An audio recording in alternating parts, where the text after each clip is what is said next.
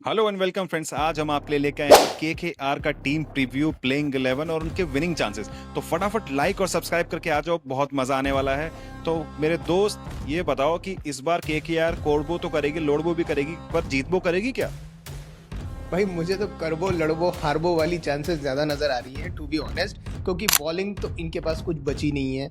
जैसा कि हमने पिछले वीडियो में बताया था, इनके जो मेजर प्लेयर्स हैं वो इंजर हो चुके हैं। इनका जो फेवरेट है गौतम गंभीर का फेवरेट स्टार हर्षित राणा इंजर्ड है भाई। बॉलिंग तो भाई अच्छी करता है यार, ये तो बोलना पड़ेगा केकेआर के लिए खासकर। आकाशदीप इंजर्ड है यार, मतलब कैसे करेंगे। और जो श्रीलंका का पेसर था पाथी राणा, जिसको धोनी ने इतना बढ़िया तैयार किया था और केकेआर ने फिर लिया, बट उसका फायदा नहीं उठा पा रहे हैं ये लोग। तो अब क्या वरुण चक्रवर्ती के बेसिस पे आईपीएल जीत भाई सकते देखो, हैं? ऐसा है, इनके पास बॉलिंग डिपार्टमेंट में एक बहुत बड़ा चैलेंज है। इनके तीन मेन बॉलर मुस्तफिजुर रहमान, हर्षित राणा, पथे राणा जा चुके हैं। आकाशदीप भी इंजर्ड है, लेकिन अगर वो आ भी जाएगा तो क्या करेगा? T20 में मुझे उसकी बॉलिंग खास नहीं लगती है। उसके अलावा इनके पास कार्तिक त्यागी है, जो कि again not so great bowler. और इनके पास एक ही मौका है पेस बॉलर में अच्छा जो इन्होंने खरीदा है, वो है ब्लेसिंग मुजरबानी जिम्बाब्वे का। वो अच्छा खासा लंबा 6 फुट 6 इंच का बॉलर है। हो सकता है इनिशियल में आपको स्विंग दिला देगा, पर इनके बॉलिंग की मेन रिस्पॉन्सिबिलिटी आ जाती है इनके स्पिन डुओ पे, जो कि है वरुण चक्रवर्ती और सुनील नारायण। इन लोगों ने पास्ट में काफी अच्छी बॉलिंग करी है, लेकिन अभी सुनील नारायण अच्छी बॉलिंग उतनी नहीं कर रहे हैं। ऐसे T20 में भी उनकी अच्छी बॉलिंग नहीं रही, क्योंकि वो फास्टर, उनको मना कर दिया गया कि आप फास्टर बॉल नहीं मारोगे, क्योंकि फास्टर बॉल में उनका एक्शन खुल जाता है। और वरुण चक्रवर्ती के साथ वर्ल्ड कप T20 में क्या हुआ ये तो सबने देखा है। तो वरुण चक्रवर्ती को अपने आप को रीडिस्कवर करना है, बैट्समैन को फाइंड आउट कर चुके हैं, तो काफी डिफिकल्ट होने वाला है। बट मेरा ये मानना है कि अगर केकेआर को प्लेऑफ तक पहुंचना है, जो कि बहुत मुश्किल है, तो उसके लिए भी वरुण चक्रवर्ती और सुनील नारायण को आना पड़ेगा। लेकिन अब हम बात करते हैं इनकी बैटिंग की। इनकी बैटिंग में इनके पास दो एडवांटेज हैं, और वो दो एडवांटेज है कि इन्होंने न्यूजीलैंड का बैटिंग का ओपनिंग जो है, धुरंधर है दोनों, फिन एलन और टिम साइफर्ट, दोनों को ले लिया है। तो ये ईडन गार्डन छोटा जो ग्राउंड है, उस पे दोनों तबाही मचा सकते हैं। लेकिन मेरा तुमसे ये सवाल है कि क्या ये दोनों को साथ में खिला पाएंगे? क्योंकि इनको ब्लेसिंग मुजरवानी भी खिलाना पड़ेगा, इनको सुनील नारायण भी खिलाना पड़ेगा, और इनको कैमरून ग्रीन को तो खिलाना ही पड़ेगा, जो इतना महंगा खरीदा इन्होंने 27 करोड़ में।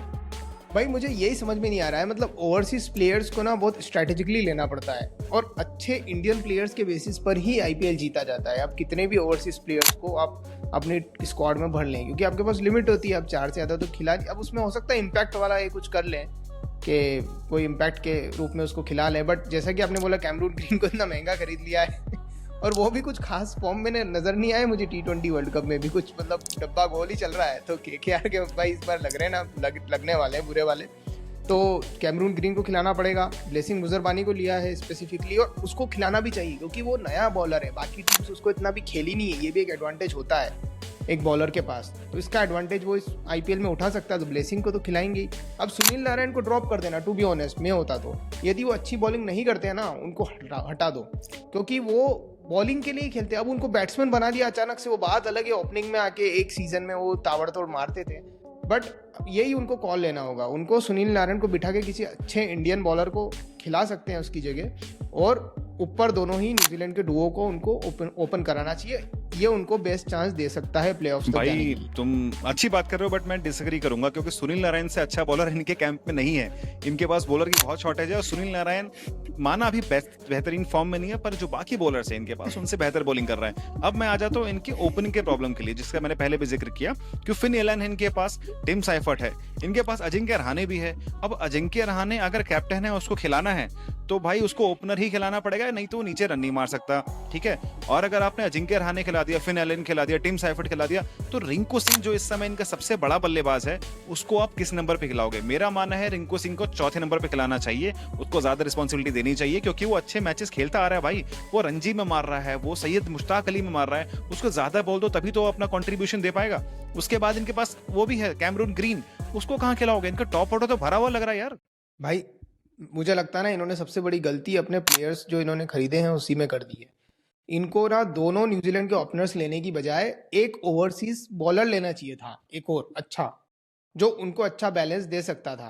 अब इन्होंने दोनों ही ओपनर्स ले लिए हैं। अब इनमें से दोनों में से एक को बिठाएंगे तो फिर मतलब क्या बनता है उस चीज़ का? फिर आपने दोनों क्यों लिए? और ऐसा तो नहीं है कि एक खराब खेलेगा दूसरे को खिलाओगे, दूसरा खराब खेलेगा पहले को खिलाओगे। तो अल्टीमेटली मतलब ये दोनों कोई ट्विंस थोड़ी है क्या कि भाई साथ में, मतलब एक के साथ एक फ्री वाला था। तो क्या सोच के खरीदा भाई, पता नहीं मैनेजमेंट ने क्या किया है, तो अब लग रहा है कि प्लेऑफ्स तक जाना मुश्किल है यार मुझे तो केकेआर लग का। रहा है एक बैकअप के रूप में ही खरीदा था, और उन्होंने ओवरसीज बॉलर लिए थे वो आउट ऑफ कंटेंशन हो गए, बात अलग है। तो रहमान चला गया तुम्हारा, पथिराना चला गया, तो दोनों अच्छे बॉलर है यार, कुछ भी कहो, दोनों बहुत अच्छे बॉलर्स थे और एक एक्स फैक्टर क्रिएट करते हैं। खासकर पथिराना आपके डेथ ओवर में आप बहुत अच्छी बॉलिंग कर रहा था। धोनी ने जो ट्रेन किया था ना, ओहो हो, लास्ट में वो रन नहीं दे रहा था, स्टार्टिंग में जब नई बॉल होती उससे रन खा रहा था, लेकिन अंत में कर रहा था। अब एक मिडिल ऑर्डर के चैलेंज के रूप में है कि ये लोग रिंकू सिंह को कहाँ खिलाएंगे, तुम्हें क्या लगता है? भाई रिंकू सिंह को तो वहीं खिलाना पड़ेगा यार, चौथे पांचवें नंबर पे क्या मतलब रहेगा। Rinku Singh is one of the major players of KKR, और काफी मैच जीतने में वो आईपीएल में अच्छी परफॉर्मेंस करता है। अब कुछ लोग ये भी आर्ग्यू कर सकते हैं कि यार इंडिया में जो अभी वर्ल्ड कप हुआ उसमें इतना अच्छा परफॉर्म नहीं किया रिंकू सिंह ने, but that is not the reason. IPL का तो वो स्टार प्लेयर है ही। So let's see what happens. अब देखते हैं, इनके मैचेस होंगे तभी पता चलेगा, ये गुत्थी तो भाई तभी रिंकू खुलेगी। सिंह को जितने मौके मिले उस हिसाब से तो अच्छा खेला, जब भी बेचारे को दो चार बॉल मिलती है उसमें क्या जज करे। अब आते हैं हम इनकी जो बॉलिंग लाइनअप है ना, वो मुझे लगता नहीं 14 मैच तक सक्सीड कर पाएगा कंसिस्टेंटली। तो इसलिए मैं कहूंगा इस बार ये लोग जीतेंगे, बिल्कुल चांस नहीं है। प्लेऑफ तक पहुंच जाए तो एकदम तबाही हो जानी चाहिए, इनको पार्टी करनी चाहिए। उसके अलावा प्लेऑफ के ऊपर जाने का चांस नहीं है, इनफैक्ट प्लेऑफ तक भी जाने का चांस नहीं है। लोग मुझसे नाराज होंगे, पर इस बार का केकेआर का मंत्र है कोरबो लोडबो हारबो। इसी के साथ गाइस आज का हम वीडियो बंद करते हैं, बाकी टीम्स का प्रीव्यू लेके आएंगे, तो आप लोग हमारे साथ जुड़े रहिएगा और लाइव सब्सक्राइब करते रहिए, उससे हमें बहुत मोटिवेशन मिलता है। Thank you so much.